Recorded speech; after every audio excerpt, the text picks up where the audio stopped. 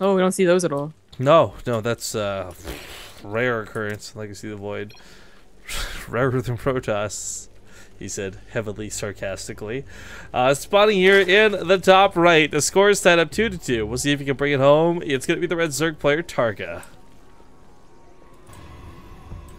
In the bottom left has the blue Protoss. It's Patience. I'm actually curious, where is... I wonder if Wikipedia is updated with the scores. Not in terms of like who's played, but just like who's currently in first place and all that. And yeah, it does. So Lotus standings going. Nurchio's actually the best player so far. He's at the top with a 7-1, whereas the next highest is 5-300 with Beastie. That's kind of interesting. It kind of does. The one thing actually on this list that stands out weird to me is seeing Mana so high up near the top. Mana is not a bad player, but also I remember we constantly talked about how, he's the WCS player, he's preparing for HOTS. He doesn't have time to waste on Legacy of the Void. But he's like one of the best Protoss players we've seen in Legacy of the Void so far. You know, thinking back to what you mentioned before with the Adept Immortal, I think that was actually Mana we first saw that from. Maybe. I don't know. Because he was also doing the Disruptors, and he was doing a lot of Legacy of the Void things we didn't expect him to do. Yeah, it's just that I'm pretty sure it was Patience. I really started to recall it too because Patience also got to an ace match 7 weeks ago, apparently, back when we were casting. That he got there by the skin of his teeth, and it was because the Immortal Adept all in. Did it cost you 50 energy or 100? How long ago was it? It was like to recall. Remember? I'm trying to recall, and I'm trying to use the energy to do so. And I think it was back when it was 100. I think it was like game week 1 or week 2, man. Yeah, it was quite a bit of time ago, but yeah. So I mean, the thing with the standings, though, you look at it, right? Like Nurchio is 7-1. He's played all his games out. There's still people who are like Huck 3-0. They haven't played many of their matches. Neither is Party. Party's also 3-0. So it's kind of interesting to see where and how the scores lie. Oh, Harsum and Goody are not looking so hot. No, I'm actually surprised to see Harsum flop near the bottom. To be like Goody, I kind of get because Goody's version of Mech I don't think is really conducive with all the new things that Mech got in Legacy of the Void. So seeing him kind of closer to the bottom of things isn't too surprising to me. I guess so. And I feel like we haven't cast so many of these people. Like TT1, totally forgot he was in this league. Well, I mean, he only recently replaced Kiwikaki anyway, so it's not that crazy. Okay, that's true. That's true. Oh, I didn't realize Night End was the one who replaced the Muslim. I thought they were doing race for race. So that's interesting. Night End, actually, by the way, like he assumes the Muslim score at the time the Muslim drops out and all that, but Night End's been another pretty impressive Protoss player. I kind of wrote him off for Heart of the Swarm, but he's been playing Legacy quite well, actually. Anyways, check out Wikipedia yourselves, guys. There's a lot of matches that haven't even been played yet, though, so a lot of these scores are heavily inaccurate as far as like anything close to final placements.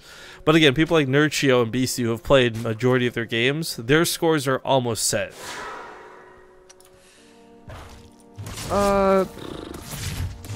We have Patience going for, I think, another Immortal Adept all in. I don't mind it. It's only 3 more gateways now, though. I think he added on 5 more last game. But I can't imagine just going in this composition-wise. Like, Immortal Adept is a good composition, I suppose, but you just simply get overwhelmed. Roach Hydra just comes out a lot faster, Zerg economy gets a lot better. That type of deal. So I'd be really surprised this wasn't an all-in. Okay, there's more gateways. And he stops probes, so. Woo! That surround is actually really nice with the probes. It's not about the Adept walking away. Of course, you can try to silent transfer through the units, but that little bit of extra DPS, as we saw, was exactly what was necessary. You know, as far as the so let's think about it here. Like, okay, it's Immortal Adepts. That's gonna suck to deal with, just generally speaking. What do you think is gonna be the better answer here? The Hydra's Den or a possible Spire? He tried a Spire last game. That's one that you missed. It was, I thought, a counter. I think he knew it was going to happen on Iron Fortress, and he tried to counter it straight up on 2-base Spire, and it didn't come out in time. And he got Larva blocks, which is pretty important. But, so I wouldn't mind seeing him try it again, get the Spine Crawlers up again, but that's obviously not the choice that he made, and it's way too late now. And I just want to point out the importance of creep spread right there. Kept the pylon from going up on the high ground. usually we talk about this and it's like, yo, this is cool if this happens, but no, really, creep spread is a pretty big deal. Not just for Vision, but for what just happened. Now, unfortunately, 2 bases worth of units will get force fielded away. So he's got to remove the sentries from the fight. Now, a lot of times sentries are a big threat, but this is definitely one of them. Warp Prism also going to pick up some of the Immortals with their barriers, so helping to keep these things just barely alive. Queen's trying to focus it down on 2 health remaining. But so far, this actually isn't going too bad for Targa. He's actually held off the initial wave here pretty decently, I'd say. Queen's going down, though, however, means that this is going to be a lot harder to deal with the Mothership Core, much less any follow-up from that Warp Prism. And the thing was on 2 health. To not see that focus is disheartening, but Roaches and Lings do the job, and they hold the initial attack. I think that means Targa's done it. So Militia Core did go down to the Queen. So I don't even get like the time warp off. And now the Spire is going to be a reaction to winning against that, as opposed to trying to be the thing that wins. I mean, that's perfectly fine. He's probably not going to have any hits at all, but especially not a whole lot of anti-air. You know they're going to have Blink Stalkers. Yeah. This is interesting, because I really thought that it's scary.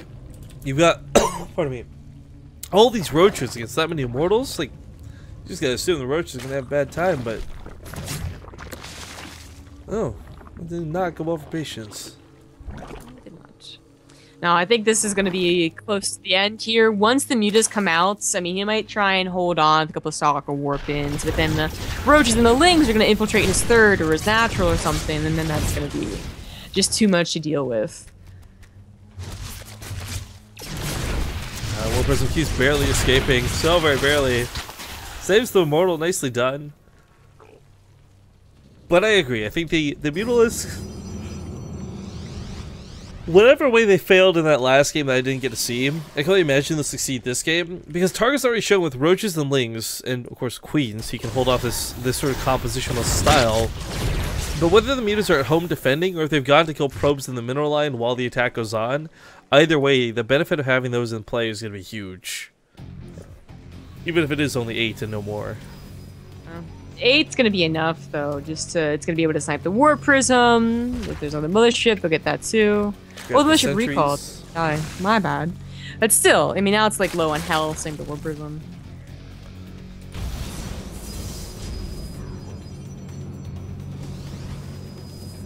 Well, the creep spread, helping buy a little bit more time, not much. Roach is sitting outside the bottom of the ramp.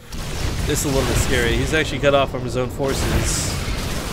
Targa's sake, though, does dive in, picks off the Mothership Core immediately. There's only sentries for anti-air. The Mutalisks immediately begin going to work here on the Immortals. I don't know where this Signing Transfer is planning to go, but it's nowhere useful. The Adepts are just going to teleport right back into the Adepts. Picks off the Warp Prism, denies Warp-ins. GG's going to be called off the back end of that, and life, aka Targa, I guess maybe embracing life, will win the series 3-2.